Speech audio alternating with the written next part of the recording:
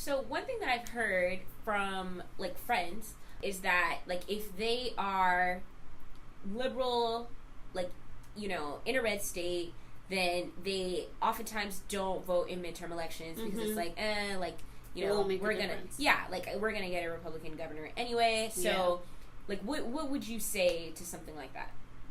I mean, part of the reason that the state is so red is because of that, right? Because you have essentially a 10-point split between Republicans and Democrats in voting in the midterms, right? So that's already a 10-point advantage that you're working against, right? So if you can close that, then a lot of these districts that seem out of reach become a lot more within reach, right? So that margin of error really shrinks.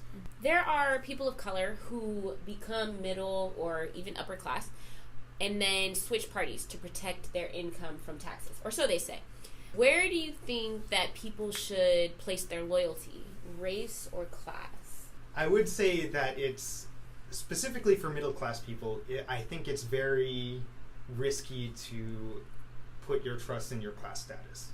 Mainly because the Republican Party is not going to protect your interests as a middle class citizen, right? Or even to some degree the Democrats won't do the same thing either. There's also, I mean, at its core, almost everything about politics is racial to begin with. The very core of the Constitution was the issue of slavery.